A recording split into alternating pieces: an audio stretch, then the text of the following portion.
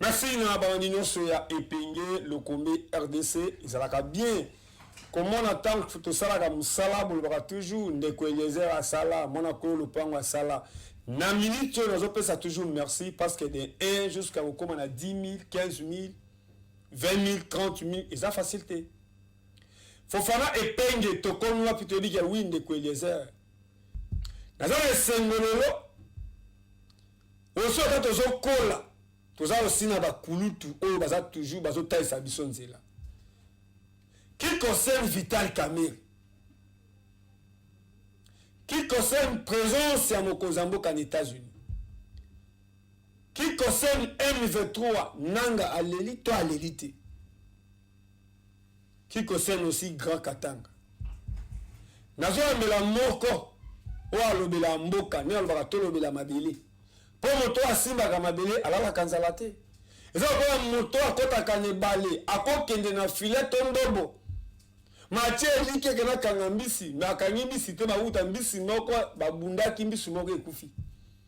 Awokuta nyama kufi ye moko na zamba. Tout ces amoto asimba ka mabele alala kanzalate. Lolenge moko na bato balobela mboka. Okomi tungisa moko ta na boutique osombelamba mbongo ezate. Momoni ki elambe uti poto. Là, nous sommes fiers na ba diaspora. Moto alobela mboka batanga na Kongo na ete. Bapesa kaye ba kombo mwana na biso. Bapesa kaye Lumumba, bapesa kaye Kisase Ngando, bapesa kaye Simo Kimbango, bapesa kaye Etienne Tshisekedi parce que aza mutu oyo azolobela mboka. Bapesa kaye ba Mandela, bapesa kaye kombo ya ba héros. Je suis fier. Ya kotala ke oui toza ebele, mais pour eba ke toza ebele, il faut eba koluka. Nazo yamba moko. Oyo tokotia ye mora ba Eliezer Tambwe. Ora bana kolo lopango, ora ba Etienne Tshisekedi, ora ba Kisase Ngando, ora ba Lopungu. Pena kolinga ye moko a se présenter. Pe aza fier le loi comme on a plateau ya tokomi wapi. Plateau ya masolo na député. Pe a se sentir à l'aise qui a watopona ka mudute. To luka ka ba valeur. Kulutu. Alingo pusana. Merci. Na seki parce que introduction na yo eza tellement elengi makashi eleki na elengi ya mfumbu na likayabu esali ngai koseka parce que na introduction na yo ozali kopesa déjà notion makasi ya kolakisa bakongomani ete moto oyo alobelaka mboka azali na mutu ya ebele yango na yambo na banda na kopesa mbote makasi na kolonda koyo. Son excellence aujourd'hui, c'est le résultat du parcours. Ah oui. Omoni na mboka na biso photo comme na ba méritocratie. Mutu pena boyebi a uti A, akei B, akese lelo pa comme sika zali penzamba comme maya ko koma susu musika.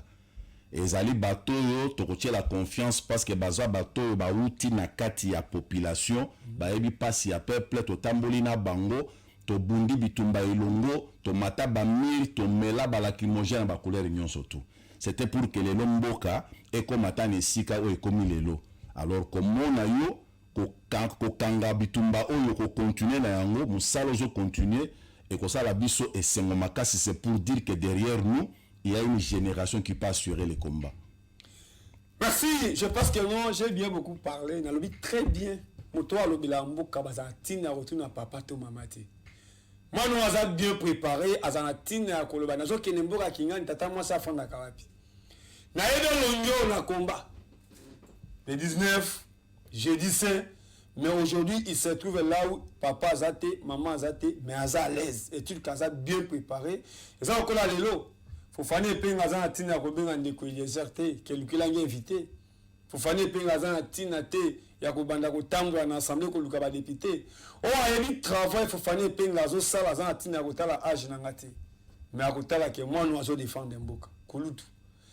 Comment on a eu nani? Ponga na yebi oyoza. Nabalandia le combat RDC tokomi wapi masolona député balingi ba découvrir ba oyo marché na bango ba bo partager ba bo tia mateka bo kabula sase ya opi balingi ba eba ezayo to ezayo te bo so ba se trouver na mungongo nalingi o se présenter na ba melomane na biso. Merci beaucoup. Ngai kombo na ngai Serge Ngalamulume Wanzambi. Na tangi université na nga na IEC. Nazala ba camarade ebele lokola ba Willy Kubalonji. Nazala ba camarade ebele lokola Kulutu na ngai Eoke Kembalumba Jonas. Homme de Dieu que je salue. Nazala ba camarade ebele lokola ba Feli Ilanga. Nazala ba camarade ebele à promotion misusu bakenda ba poto to sito koli to bali to kompe na bana. J'ai dit gloire à Dieu parce que ce n'était pas facile de terminer les études na moment wana ezaki moment ya ba turbulation ko sakanate, c'est-à-dire à tout moment ba marche ba mouvement politique bitumba Etienne Tshisekedi to lataki yango et comment il ko elamba na nzoto. Mais batu ba mona kanga mingi façon na travaillaka ba yebi que sûrement na ngezali monsieur le changement.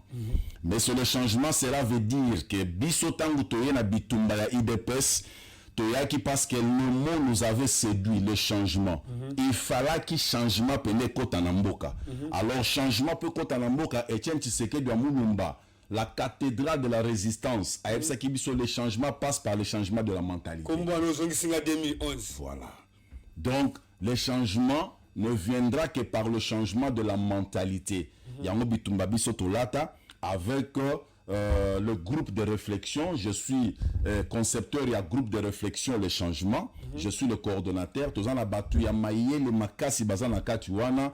Donc nazali comme on a déjà battu belé moyen atanga bango ezali te tozali na ba atiobote là tozali na ba tozana ba bandeko lokola ba jano azali wana. Oui, awa tango bandiko tanga bato ça to komi wapi.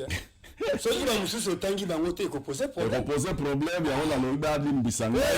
Parce que ezali groupe ezali na bato ebele et puis ezali groupe ezali ko s'étendre tozali to komana na terrain nyonso ya territoire ya République démocratique du Congo pour toza ko enseigner nini biso groupe de réflexion de changement tozali ko enseigner le patriotisme oyebunga et le bamakasute biso tozali ko enseigner yango tozali ko enseigner l'unité nationale l'unité dans la diversité, c'est-à-dire ozala mutu ya IDPS ozala mutu ya INC ozala mutu ya catholique ozala mutu ya église de réveil. Ce qui nous unit est plus fort que ce qui nous sépare. L'unité yango dans la diversité salaka elengi ya mboka. Omoni couleur ya drapeau et à mon côté et à misatu nde elengi pe ya drapeau. Vous comprendre? Et couleur oso ole otondite o rabati la ngo simana. Vraiment, vous comprendre? Na sepeli makasi. C'est pour vous dire que dans la diversité des valeurs et de cultures, yango mutu sali que Congo ezala fort. Bokoki kolongola ata 1 cm ya Congo te, Congo etikali Congo. Yango tolobi dans l'unité là, il faut ce que bota le patriotisme, c'est la défense de la patrie. Donc Congolais nyonso foyer ba ke naza na devoir ya ko défendre mboka na ngai na kwa nyonso naza. Congolais nyonso foyer ba ke naza na devoir ya ko défendre patrie na ngai na position nyonso naza. Eza ko senga te okoma ministre, ezo senga te okoma commandant ya armée. Mais si quand nyonso yo zali, lokola yo, soki nazo tala musala na yo, je sens la défense de la patrie. Ozomon, c'est-à-dire ezali devoir, ezali vraiment devoir où il faut ebota et kola na kati na biso nde musala ya groupe de réflexion les changements. Tozomema ba Congolais ba réfléchir. Ba Congolais ba yeba ko développer makanisi. Ba Congolais ba yeba ko développer la curiosité positive ko yeba histoire ya mboka. Parce que soko yebi histoire ya mboka te bakokosa yo bakomanipuler yo parce que yango nde mutu eboti ba makambo toza nango lelo ozoka ba discours ya bato mususu soko talo lobi mutu pena wuti wapi ye na Congo est égal à quoi ma ya manipuler jeunesse amemi bango na buzoba yango mutu sali ke bato ebele babima ba leader mazana leader te ma manipuler ndeka bato. Mais ce qu'on a dit parcours yande konanga lokole Eliezer, voilà un vrai leader parce que il a une histoire avec le pays, il a une histoire avec ce peuple. Tout le monde l'a vu se battre jusqu'à ce qu'Akome Sika Zali, il peut parler du Congo, il peut te dire ce qu'il faut pour que le Congo kende liboso. Mais comment on a battu mususu ba bimaga botobi côté ba utate, ba manipuler kaka population, abimi leader. Pourquoi azan connivence na ba ennemi?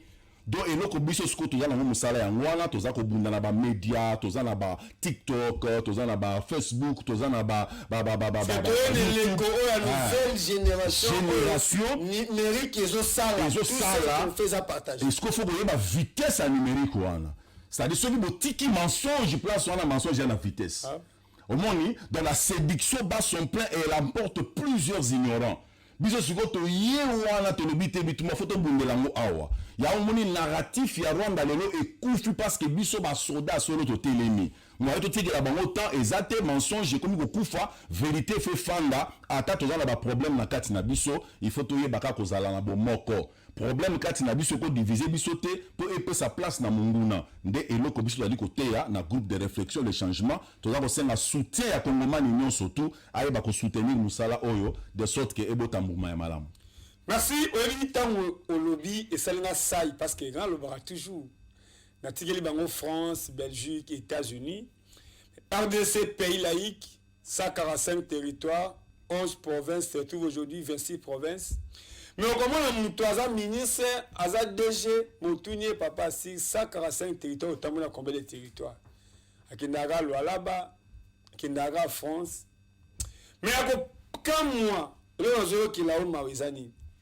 Tant autant Eliezer Tambwe, mon akolo lupango, y'a une amie ndeko Eliezer, pour qu'il ndeko wana esi la gâté. Ministre Elongwaka, mais qui ndeko esi la gâté. Pe moto andi mababe nga ndeko, il faut zapper vrai. Oui. To komi na Uvira, mais to ayambi famille ya moko ya ba mapinga oyo aza héros.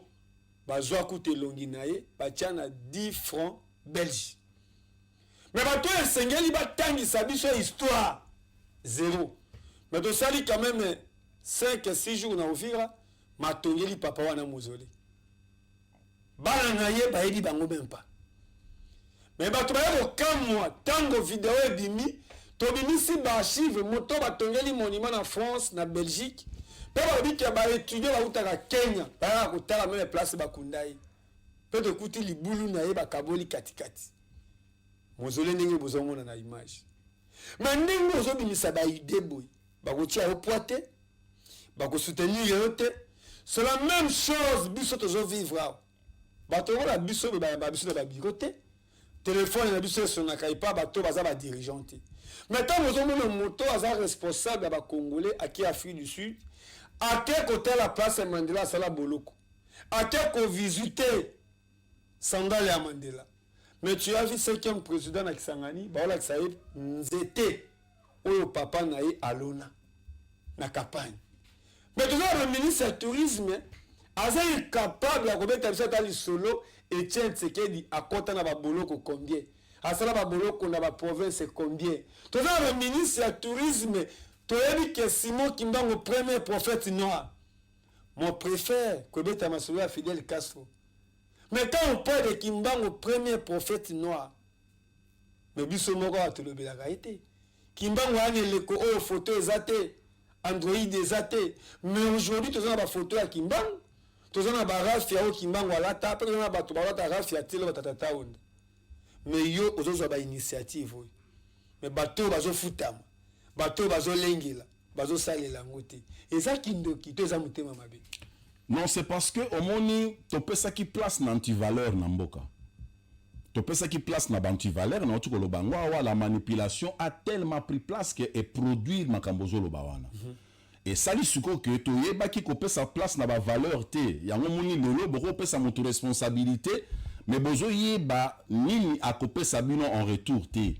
Bo pesi mutu responsabilité par des affinités. Bozo moun. Bozo pesa mutu responsabilité par méritocratie. En méritant outé. Mais juste parce que pire mutu na biso ya boîte na biso, yeme fa kanga place wana poto se retrouver. Il y a juste ça la résultat dans la société zo pesa te parce que un peuple qui ignore son histoire, c'est un peuple mort. Vous comprenez? Alors biso sko to yebi histoire en mboka oya on to lobi to ko la te. Biso photo tele mato yebi sabatu bo moni mboko to uti awa to komi awa to linga to koma wana. Parce que peuple so ba zo ba place à uti te. Akoye ba place à comité, akoye ba peuple so kota so kendete. Ça c'est un peuple aveugle, c'est un mort, c'est un cadavre ambulant. Il y a un moment qui depuis l'avènement ya chef de l'État au sommet du pays, nous avons commencé à sentir en lui le besoin d'associer le peuple na action na yé. C'est-à-dire toute action na ça on a peuple. Au monde, il invite le peuple na action na yé. Alors, lorsque le président invite le peuple na action na yé, biso ba o ba pilier, to yebi histoire, to yebi masolo, to robotika peuple ignorante. Il faut peuple akende vers le président tout en connaissant l'histoire.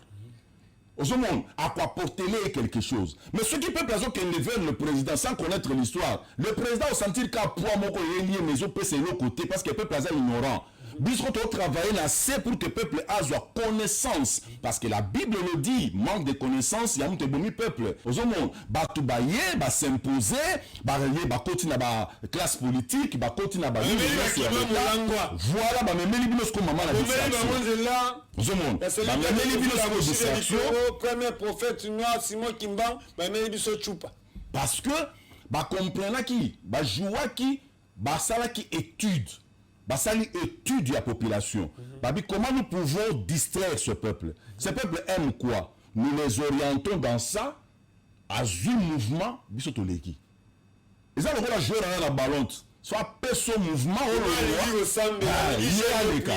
voilà. Comment pasteur ou allo takate, comment pasteur ou azo sambi la bato, azo bikisate. Pour toi-même, Jésus-Christ, il y a une église à Tomboka.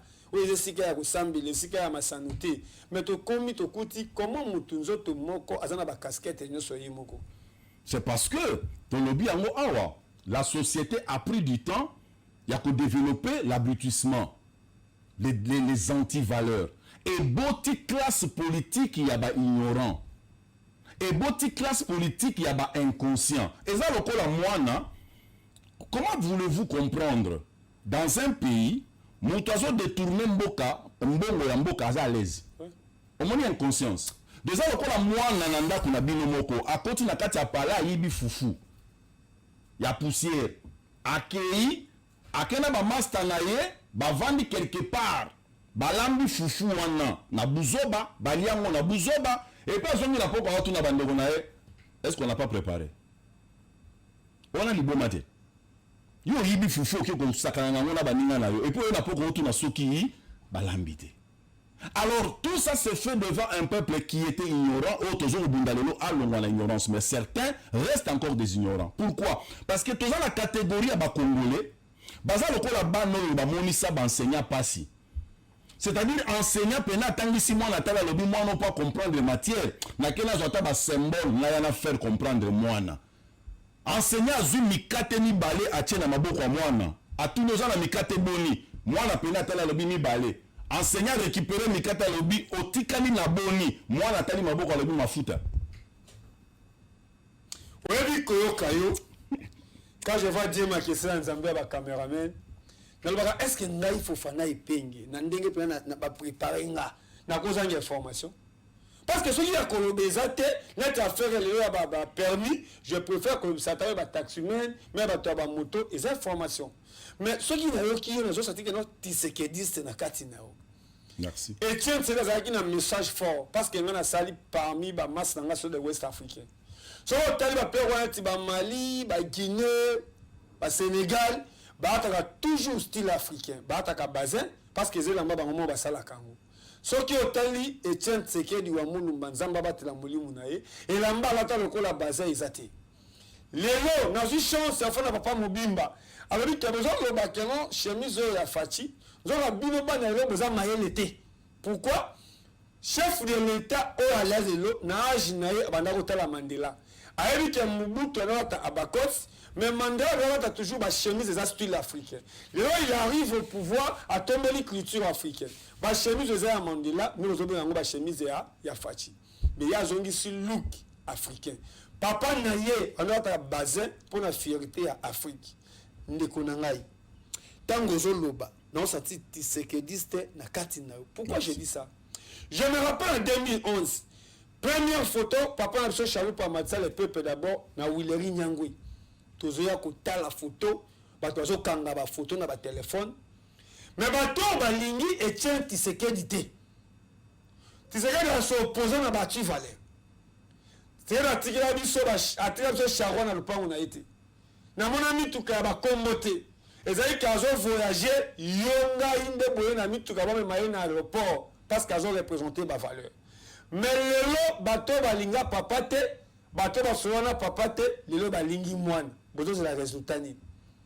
Je donne l'exemple de Vital Kamerhe 2011. C'est dans l'Indien en Afrique du Sud et Simité. C'est dans la commune à Canada, il y a la commune à Belgique.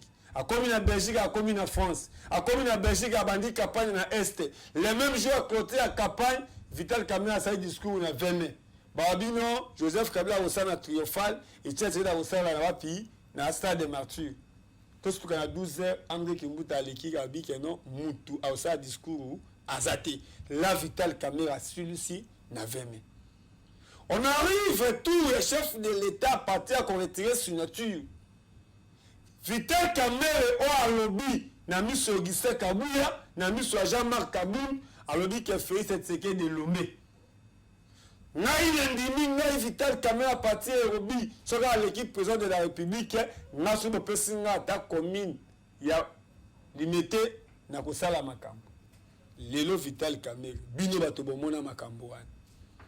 Tokomi wapi oto lukaka réponse etilelo mutuna eza malamu il faut koyeba eloko moko nayebisaka bato toyebaka histoire kande toyoloba Vital Kamerhe azali moko ya baye babundisa vérité na mboko parce que vérité ezalaki na maboko ya bato batelemelaka Mobutu ba 13 parlementaire parce que bamonaki dérive eza koya l'histoire basimbaka munduki te munduki na bango ezaki stylo na papier bakomeli Mobutu lettre ya 13 parlementaires c'est tout un livre balakisi Mobutu noir sur blanc esika nini tozokokende soka continuer kogere ndenge wana vérité nde yango wana bato wana mutu baboti le combat oyo biso toye kokota toya bagénération elandi combat wana okomprendre hein? Tokuti yango na niveau moko ke wa makasi te otya mutu te bato bakufi ebele tozomona bato nde bazokweya tozomona bato na biso bakamarade bandeko nde bazolala mais chaque fois mutu akufi esprit mati ozonga nsima te okoma de plus en plus là je vois aussi mukendi je vois Kapangala wana kutu baye nsima 7 personnes au bato voilà wana kutu tu baye nsima parce que biso pena tobandi yango avant au comprendre et puis keye parce que ezalaka bitumba ya génération en génération au comprendre pe na bato nyonso bakufa na bitumba oyo vérité babundisi yango na 3 dictatures différentes successives Mobutu Kabila le père Joseph Kabila et biso baoyo tomoni baannée académique ekomi élastique c'est-à-dire olosala 3 ans ya gradué obeti 5 ans parce que à un moment il fallait interrompre un académique il fallait que luka pena côté le kobatama mais beaucoup fera pour les côtés là kaka pour les côtés oyo kaka pour la vérité on comprendre Kamerhe babundisi vérité mais lelo biso UDPS tant to comme na pouvoir to yaki na esprit à vengeance te to comme na pouvoir to lobi nous allons composer avec tout le monde même moi ça là qui biso mabe il n'y a pas de problème c'est la politique on enterre on peut faire une nouvelle page de vie ya mboka et yango bomona mutu aliboso a bénéficia na prise de conscience na biso wana c'est Joseph Kabila na Kinshasa o bato bayebi ke mutu loka Joseph Kabila c'est-à-dire bato bazali na calcul que dès que toyozwa pouvoir ye pena soit prison soit pena na yebite mais Fati pena calma biso le non nous sommes un parti qui a prôné la paix et toki ko composer na mutu nyonso souvenez-vous Fati na plateau ya Jean-Marie Kassamba na 2011 si je m'abuse 2012 ayebisi Jean-Marie Kassamba au cas où le peuple choisissait à ce que après si nous majorité présidentielle et que tu raté majorité parlementaire nous allons coaliser à prophétiser avant ça dit c'est quelque chose qui était déjà en lui donc tout ça va violenté tout ça va bandité c'était un pouvoir c'est le pouvoir il y a banamboka il y a omoni nous sommes le seul régime autour la pouvoir nous ta kili azate to kimisi mutute to salipe mutu mabete Mobutu a comme la pouvoir la bomi batutu akuta Kabila le père a eu le pouvoir ba bloquer ba mobutiste ba chosifier bango ba humilier bango ba kota prison un jour ba me ba on la bisu le ba na mike Kabila pesa ba leçon Joseph Kabila est soi-disant le fils de son père. Il a effacé. Il a effacé tous les compagnons de son père. A humilié Bango. Mwenze Kongolo humilié, il est mort pauvre, malheureux. A Zangi Kisi, le frère de Kabila, c'est qui encore le nom, Gaïtan Kakoudji, humilié, mort pauvre. Même les vieux ici, Azaï ministre Hydro-Kabila, voilà. Sa défense, Ngoï Moukine. Voilà. Mais biso tango toye, tout le monde, place moko. Bakamere Sukoyo, il fallait pas bénéficier quand l'esprit n'a biso wana. Ya bomoko, ba bénéficier nango. Mais comme Azala na kaka caméléon. Kamere, na ko répéta ka toujours. Kamere c'est le produit de l'AFDEL. Pourquoi? Parce que l'esprit AFDEL nous a adopté ba Kamere tant AFDEL et yawa, ba adopté bango. Vous comprendre? Bango, ba bomi le père. Vous comprendre? Pourquoi bazoa tout le monde té? Ba sélectionner ba o ba kozwa.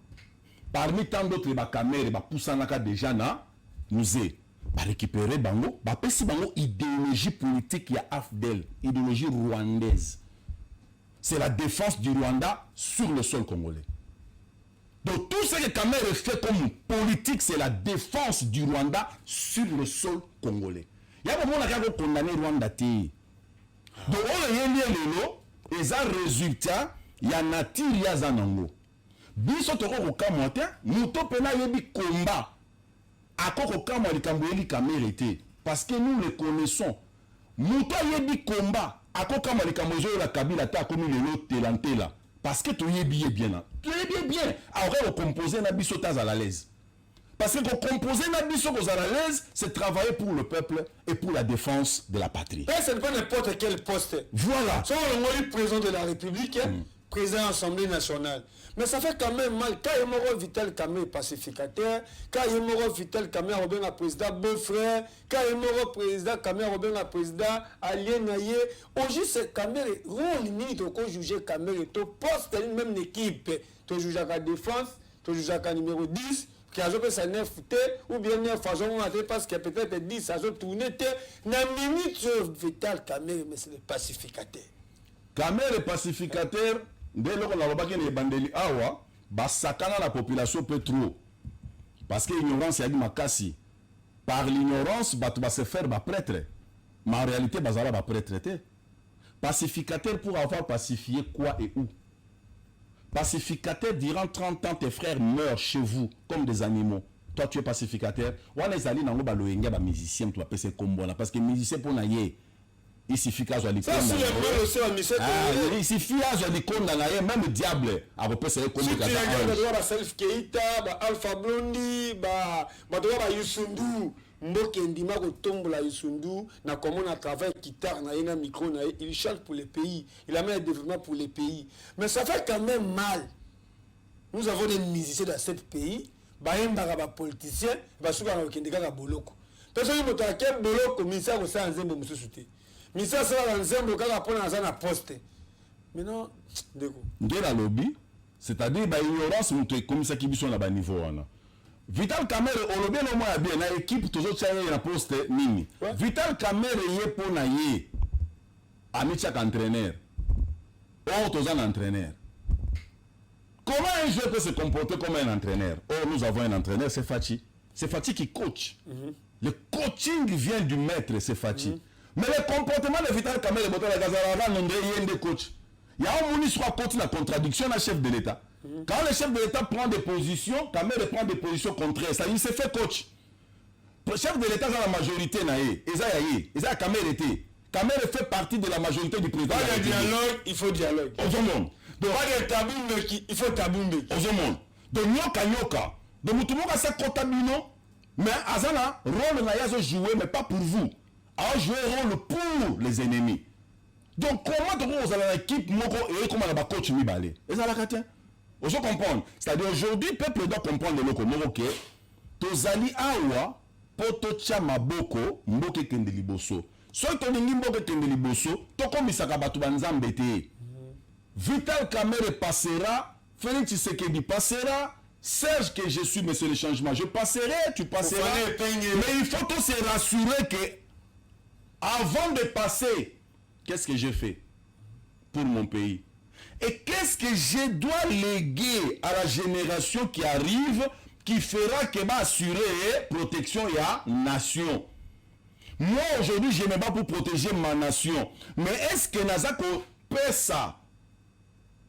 Communication ya solo la génération na simalanga po bango pe ba kuta komba wana ba continuer nango.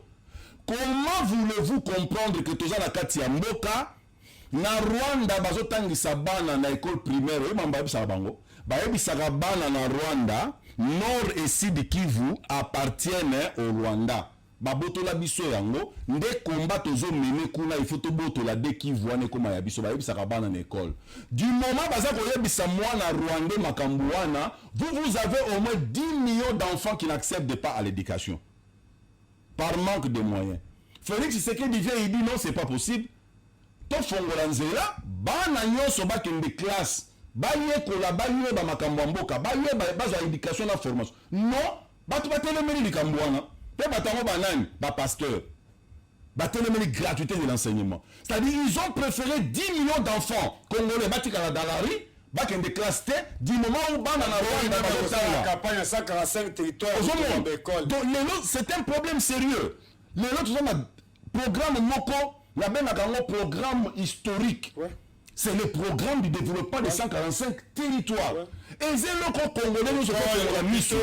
Congolais faut faire la mission atala amonake te ya solo penanga be fona tcha loboko musale salamini et que liboso commençant par notre village, allant par nos secteurs, allant par nos territoires jusqu'à ce que ekangama ba ville. Pourquoi? Parce que 145 territoires ce qui est Simbi. Beaucoup mona acheminement il y a biloko tozali koluka ya kolia de la zone de production vers la zone de consommation et koleka très bien biloko kokita. Mais bino botelemeli makambo nyonso bozolobake eloko ezate. Papa nakamba bato mosu na plateau mona ye azolobake Félix asala eloko te. Du moment où ngana yoso tobimi kakawa toke liboso ya mama yemo totelemi.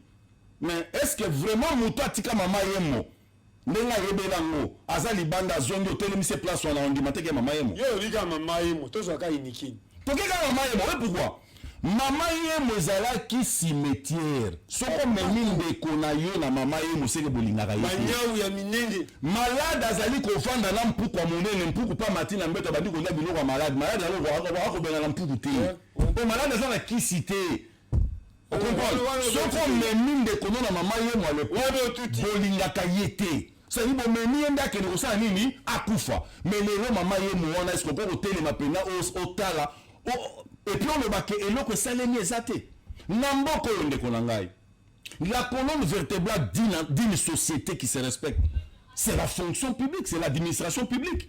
Mais comment l'administration publique tout à na fichier bolo kawana moi na botami aza bébé aza dans la matricule Moutoumoko a la 10 matricules. Est-ce que vous étiez vraiment un pays? Est-ce que vous étiez une société? Mais le Lobota Moussala, ministre de la fonction publique, a sali sous l'impulsion du chef de l'État. Nettoyage et affiché, il y a listing. Parce que l'État foyer bana futa kanani.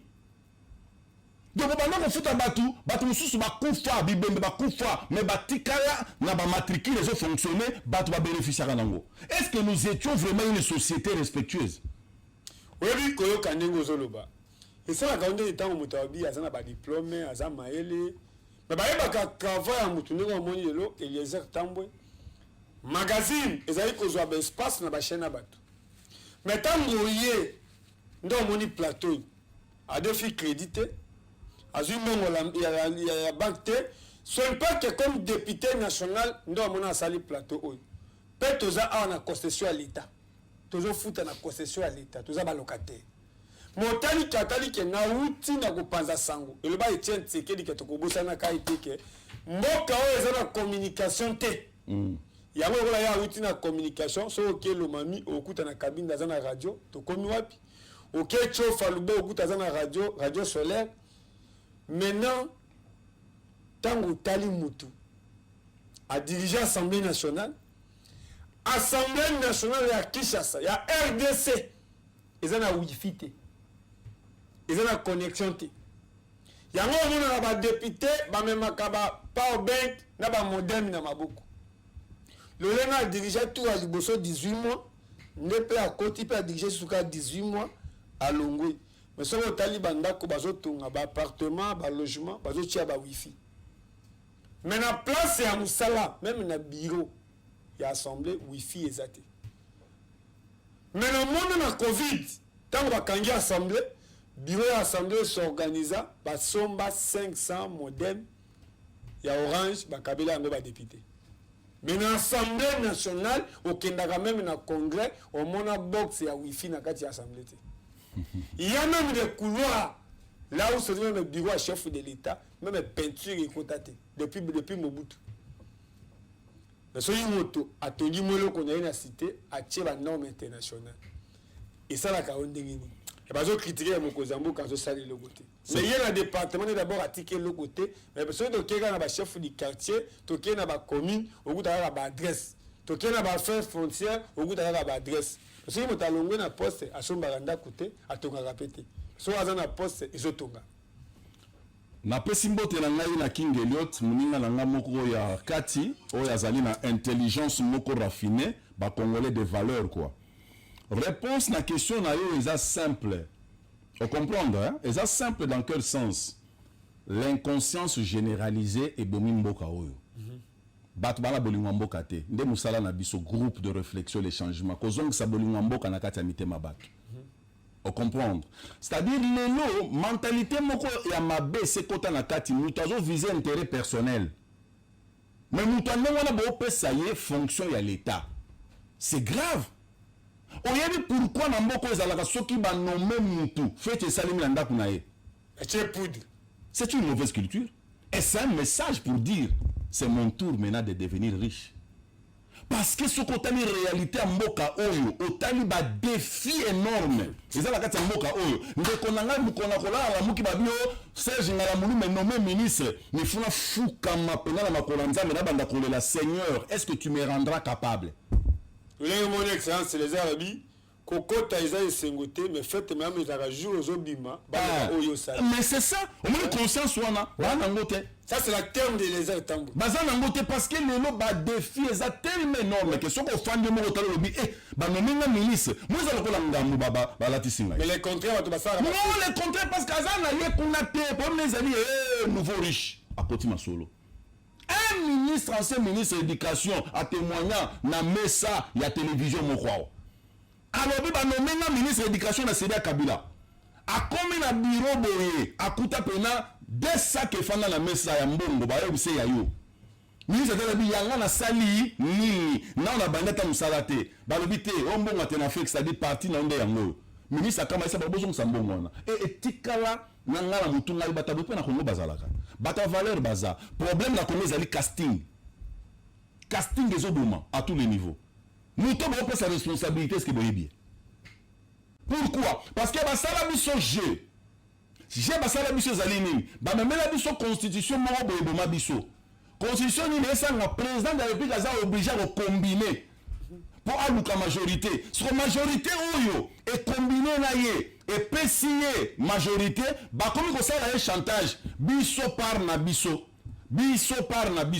kota na biso et tant on pèse kota ake ko luka e makrafunyar a pèse fonction bazo pèse mutu fonction pour la responsabilité té azo pèse mutu fonction pour la affinité na bango. Mais c'est ça qui tue le pays. Comment vous pouvez donner le pays entre les mains de Makrafunyar? Bah, tu vas avoir un sens humain, bah, la France, sens républicain, bah, ça, bah, ignorant, bah, ça, bah, on est juste pour leurs intérêts. Et c'est ce qui nous fait du retard, qui cause du retard. La population maintenant, ne connaissant pas les dispositions constitutionnelles, bah, bah, la chef de l'État. Mais tout n'a question. Les gouverneurs et l'émanation de qui? Les gouverneurs et l'émanation des assemblées provinciales. C'est-à-dire que les députés provinciaux ont na carte na bango batali to voter à la gouverneur na biso. Où est le problème du chef de l'État? Na échec ya gouverneur. La constitution n'est pas membre na biso. La valeur ya ba bourgmestre, baza ba représenter gouverneur. Échec à gouverneur et aujourd'hui qu'on incombe sur le président dans le sens ligne parce qu'il n'est pas l'émanation du chef de l'État. mais les autres ont réfléchi tout qui me bouger biloko poto me là. Comment est-ce que Makambo Liboso, chef de l'État, doit nommer le gouverneur? Parce que s'il nomme le gouverneur, il est responsable direct de l'échec ou à ce qu'ils allaient. À contrôler, à rappeler, à sanctionner directement. Mais aujourd'hui, le chef de l'État pour sanctionner le gouverneur, il y a une gymnastique à faire. Ouais.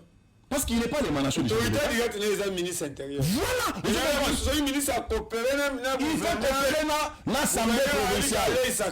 Il faut d'abord l'Assemblée provinciale et peut ça y est quitus de pouvoir et possibilité il y a la gouverneur parce qu'il y a l'émanation il y a l'Assemblée provinciale. Analyse aux salawa.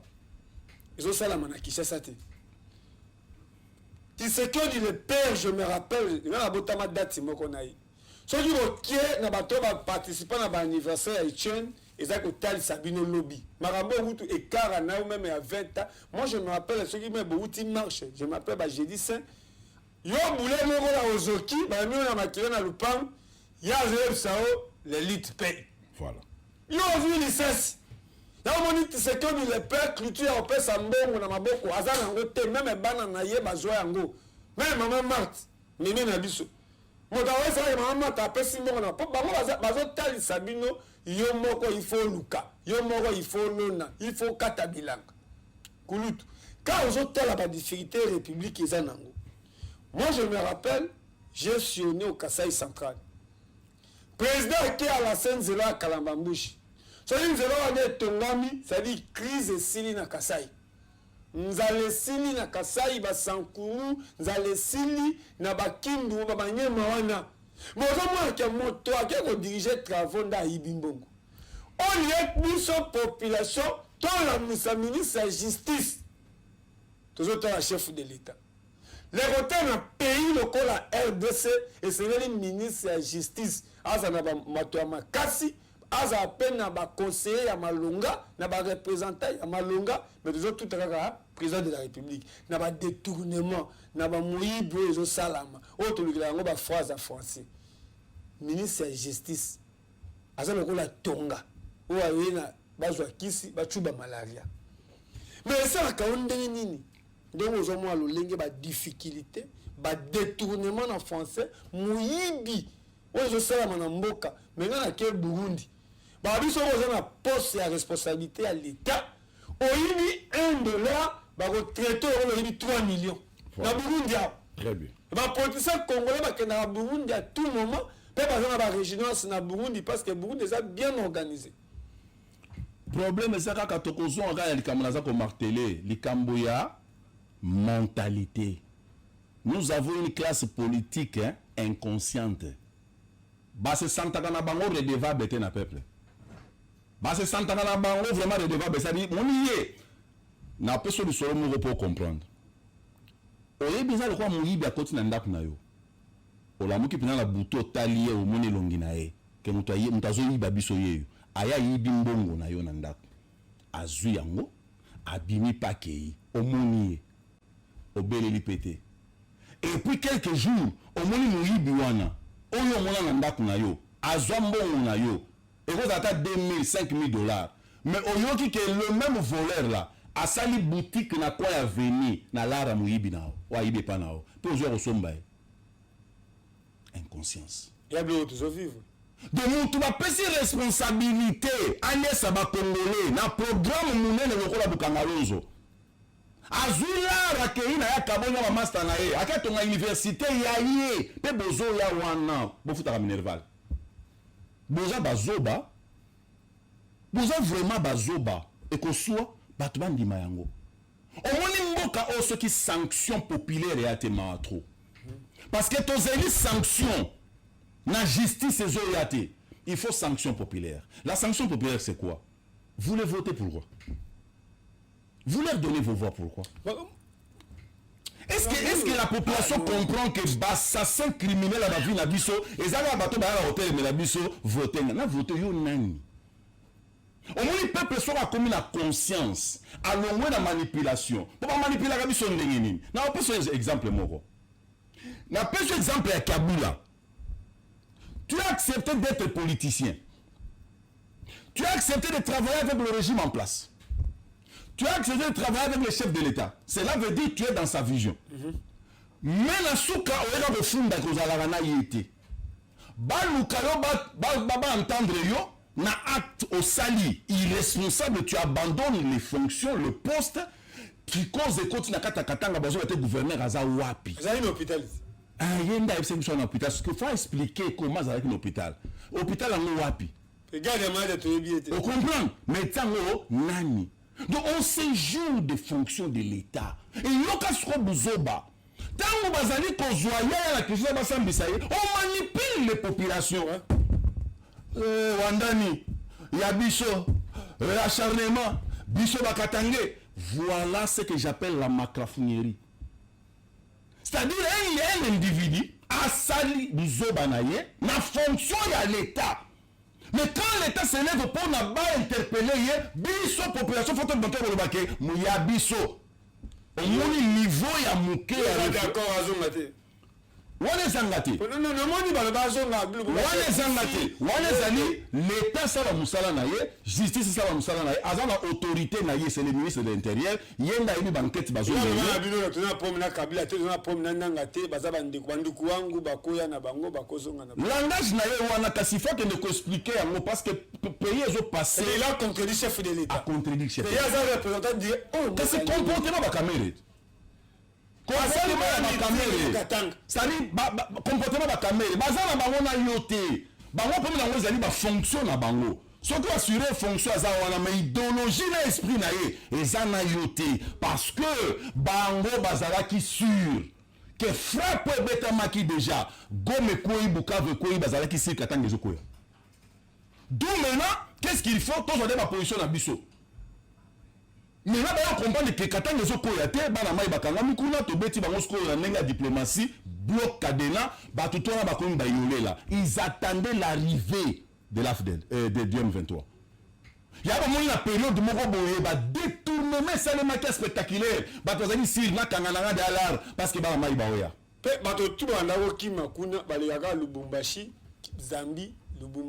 Zambie, mais nous avons un gouverneur de l'IDPS au Katanga. Le problème est que les lois, il faut un mot total ne peut défendre la maison que le fils maison. Ça peut faire mal aux gens, mais c'est la vérité. Ne peuvent défendre la maison que le fils maison. Ils connaissent leur maison. Ils connaissent que dans cette maison, j'ai grandi ici. Je connais papa, je connais maman, je connais mon frère. Je me sens à l'aise pour la mine. Je me sens à l'aise pour la mine. Parce que tant la côte, c'est le résultat du parcours. Le maître ici a l'histoire avec la nation et le peuple. Son excellence, l'homme du peuple. A une histoire. Au monde, c'est-à-dire l'histoire que j'ai avec mon pays et ce peuple. Je me suis battu pour ça. Et je continue à me battre. Mais quand vous tripotez les choses, la infiltration à cause de toucher l'argent. La infiltration, ça même depuis l'Afrique du Sud avec l'accord global inclusif. Il y a même une infiltration. Parce que infiltrer d'abord, il faut Congolais. Pas Congolais. Et tiens, tu sais qu'elle a terminé l'Afrique du Sud à ici Bango. Nanaye, bota la cahier de charge n'a sur l'opposition non armée. Le premier point à traiter ici, c'est la nationalité. Batutu, Batelema, Babi, faux. Jamais ça le matin. Pourquoi? Tous c'était des étrangers. L'Afrique du Sud. Namambo, non, c'est pas de combinaison. Bandego, Yamala me voulait la terre. Tu zuye moi pied levé, mais il y a comme une dagonaï. Nasuka m'a confirmé Bino. Qui est derrière toi? Celui qui est derrière moi, c'est l'esprit congolais. Celui qui est derrière moi, c'est l'esprit des 13 parlementaires. Celui qui est derrière moi, c'est l'amour de la patrie. Celui qui est derrière moi, c'est l'esprit et l'envie de voir les choses changer dans ce pays. Merci. Zara Bouya, question-réponse. Président Atangate, président Azam Maïlete, mais aujourd'hui, il va y avoir un Azam utile. Présence à ce qu'un président au niveau des États-Unis. Nalingi Bolanda discours a presque à commenter pour hôtel service que non atterrissage. Balodi président Félix Atangate a aidé le côté. Campagne bato basali, mais est-ce qu'aujourd'hui Congo a besoin de licencier ba graduat parce que depuis atté à fidèle Tosi bato batangi na ba Sorbonne, batangi partout. Mais ce habito tuna na terme na lobarata que villageois évateur. Papa na azali ko somba ba café. Mais ceux qui ont besoin de café, ils ont café batia na mutu kate. Batuna d'abord, on a combien de tonnes? Au sombi ndengeni. Pe ba pesa kango. Ceux qui ont 3 millions, expliquez biso ou utiliser combien et tikali combien. Tant il y a le discours ya mokonzi mboka. 5e président na fonction azui. Résultat attaqué para o atangisi mona balobi kelelo azo. Ça la collation lokola ndeko nanga aoka lelo. Yozo akwa para ya président de la République a sali discours à Silisi. Qu'est-ce que va point?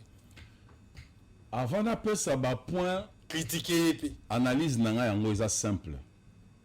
Au moins ba discours dans monde. Ils ont été belés. Et surtout tout battre les marins à la tribune dans ça la discours ma balle a été. Mais ça va discours flatteur. Mais dans l'homme, je vis un homme déterminé. Le problème n'est pas les mots qu'il a fait sortir, mais le problème c'est l'esprit qui accompagne les paroles sorties de ces discours. Au moins théâtre les cas place on a beaucoup compris qui a monté. Lorsque Trump vient, il se vante d'avoir mis fin à la guerre entre la RDC et le Rwanda. Lorsque Macron arrive, lui il dit il faut que l'intégralité territoriale de la RDC et Zala respectée et nous devons tous nous engager. Macron a bêta qui Trump. Bon, pour te dire au coup si match Zanam et c'est la mission sur les photos pour topper sa résultat. Mais quand l'homme arrive dans son discours, yoka beti bango. A esi bango, on n'a pas besoin de discours, on a besoin des actes. Voilà un homme défenseur de la patrie, défenseur de son peuple. Les Congolais aujourd'hui n'ont pas besoin de discours. Les Congolais aujourd'hui ont besoin des actes. Des actes engagés. Les Congolais ont besoin de voir cette aventure de l'Est disparaître totalement. Les Congolais ont besoin de voir une classe politique responsable et consciente. Les Congolais ont besoin de voir aujourd'hui que nous sommes tous sur le terrain du développement. Et que tout le monde doit être engagé. Et j'en appelle à la conscience de la jeunesse d'être au centre du développement de leur pays comme des acteurs majeurs. Pas d'être des flatteurs. Pas d'être des flatteurs et des spectateurs. Vous pouvez beaucoup critiquer les dirigeants, mais toi tu fais quoi? Regarde le travail que tu fais. Ça participe au développement. Parce qu'il faut donner de l'information. Un peuple qui n'a pas d'information, c'est un aveugle, c'est un mort. Vous comprenez? C'est-à-dire aujourd'hui, peuple a besoin d'un discours, mais c'est Trump, mais c'est Macron. On n'a pas besoin de discours, on a besoin des actes. Les gens meurent. 30 ans, plus de 15 millions de morts, ça en est de trop. L'homme se met debout, il demande au monde, vous devez reconnaître le génocide congolais. Cependant, il y a des sangos qui vont aller faire allégeance au Rwanda, à Kagame, les criminels, l'auteur de ces morts. Mais va saboter, oui, Abisso. Mais ça c'est grave. Vous savez l'impact. Il y a traîtrise. Un traître, c'est un diable. Dans la Bible, pour que Jésus monte à la croix, Dieu n'a pas trouvé une autre voie. La traîtrise. La traîtrise a été capable de ramener Jésus à la croix. Il fallait un traître. Il n'y en avait pas autre. Vous comprenez ça? C'est quand vous avez un traître dans votre maison, il faut l'éliminer. Dans d'autres cieux, on l'élimine. Mais chez nous, nous jouons avec les traîtres, vous les laissez œuvrer et qui font le jeu de l'ennemi pour vous retarder à ne pas vous développer. Parce que tous sont des profiteurs de tous ces minéraux, de la manière qu'ils gèrent les minéraux et de la manière qu'ils gagnent illicitement. Il y a un moment où tabumbe qui va t'ennemi, babi kope koufi, mais moi la maille de ma cope. Mais les Congolais ne voient pas ça. C'est comme si vous avez la katanda kunyoka, poti papa moni nyoka. Yoso c'est la papa Damas, tu es un fou. Papa c'est moni nyoka, et puis nyoka la katanda de yoto bomanyoka, non papa na Damas qui te. Tu es malade. C'est ça qui se passe au Congo. Voilà pourquoi nous avons des Congolais de la mauvaise qualité. Qui ne comprennent pas où nous sommes. Nous venons d'où et nous voulons aller où? Aujourd'hui, on peut faire un discours, tomate, la messa, tomate, mati, tout le monde est mati, tu es macafounia, tu ne comprends rien. Le pays est envahi, le pays a été déjà parti, il faut récupérer d'abord le pays pour savoir comment nous réorganiser. Derrière toi, tu quittes Lualaba pour venir ici pour défendre des patries. J'ai répondu, celui qui est derrière moi, c'est l'esprit nationaliste, l'amour de mon pays et l'esprit des 13 parlementaires. Et monsieur Sili, caméra Naoyangwana, je passe, tu peux regarder Grand Congo, 145 territoires, 26 provinces. Courage au besoin de l'université, aux sommes syllabis, aux bêta makolo, mais bon, il y a un message de Tien Tshisekedi, mais quand tu trouves aujourd'hui, tu vas bénéficier d'encadrement, tu vas préférer défendre l'individu, mais tu la République. Parce que bon, c'est que l'on a Koufa, on a un mototel, on a un Diema Kessela, on a un Monsulubaki, on a un Boye. Mais les lots, bateau au travail na bango, ba préférer trahir Mboka pour les meubles. Avant ça, il y a l'objet de climatiser les autres tanks. Mais c'est le nom bateau les toboki, mais Mboka est tobokagati. Voilà. T'as la caméra, et quelle chance que tu donnes à Ndeko Eliezer, na responsabilité de la PC à Bassier combattant. En tout cas, avec esprit patriotique, je lance un appel solennel à la jeunesse congolaise. Prise de conscience, s'il vous plaît. Vous devez cesser avec la manipulation. On vous a tant manipulé, il est grand temps de regarder les réalités en face. Tu n'es pas obligé d'être dans mon parti. Tu n'es pas obligé de prier dans mon église. Tu n'es pas obligé d'être de mon écolo. Mais tout ce qui est que l'unité dans la diversité. Primer le valeur, l'unité nationale. Etienne Tshisekedi a outil relégation à Yambinga na bureau toujours que nous repêchons Mboti. Natala le père n'a pas Mbote, l'esprit monte à moi, je lui pose la question, j'étais trop jeune. Est-ce que tu es remplaçable? Est-ce que vous êtes remplaçable dans le combat? Parce que la mission a mon âge. Le vieux me regarde à bouleverser l'esprit nanga. Atalanga le oui, je suis remplaçable parce que toi tu es là. Nazwa Liboma na bureau. Il a compris même qui a bouleversé Kinga. Atalanga babi, je sais que tu es bouleversé. Quand je parle et que toi tu es là, parce que dans ce bureau tu représentes la jeunesse. Ah oui. Comme l'a fait de Coutinho Fernand aujourd'hui. C'est notre représentant. Mais insulté par des mafiosos parce qu'ils ne comprennent pas l'acte posé par le chef de l'État. C'est une invitation de la jeunesse à l'action. Jeunesse Boya.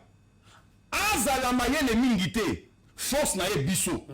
Biso faut couvrir yeto ya maman ezaboui. Ciao lokolo. Ciao lokolo koto. Mayele mama mayele de sangani.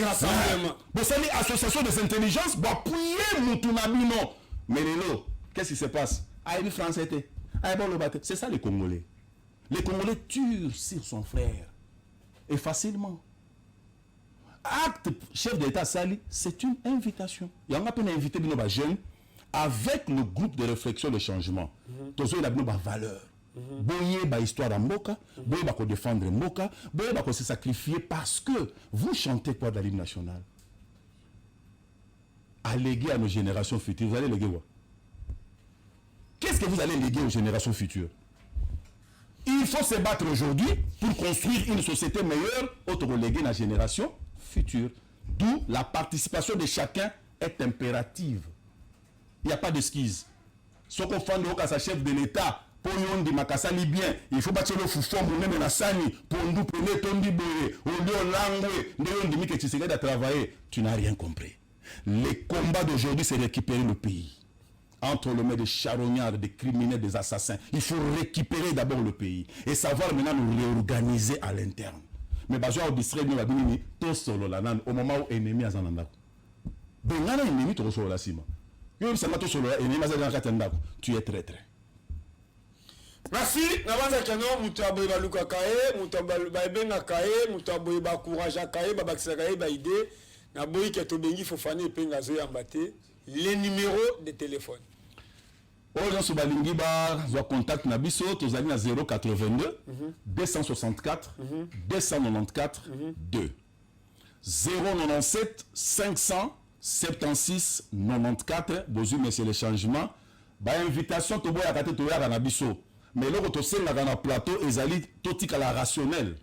on peut balingi ba plateau débat ba yeba kimisi to menaka ba débat rationnel ba débat buzo baté ya roya ko ganga gangaté c'est-à-dire on soit lingi to participer to à mon abiso to sala musala ensemble nous sommes prêts les numéros sont là à tout moment to yambaka je passe aux qui à l'aise très à l'aise parce que ozanda ko ya ndeko na ngai nenga ye lingaka to benga ye ndeko Eliezer o eze pa na ngai ça yinde na à l'aise et puis félicitations na musala nde na moni ko koma na ba niveau oyo nde na lobaki ezali résultat patience parcours moulaï ba sacrifice son excellence monsieur le vice-ministre place aux amis ministre délégué voilà merci pour la correction ministre délégué la défense yeba ke nayo tozaliawa groupe de réflexion des changements représenté par M. Serge Ngalamoulou, mais c'est des changements. Na pêche la félicitation, na zali ko encourager yo, na yebi que au kotatonete parce que yo na biso to zali bato terrain, to yebi terrain bien et là ka to kosenga fungwama kaka ningo zala ko fungwama, ba renseignement et ya ba information et ya e ko aider yo okene musika. Na yebi que dio na yo na titulaire na yo le VPM ya défense et ko le kitoko.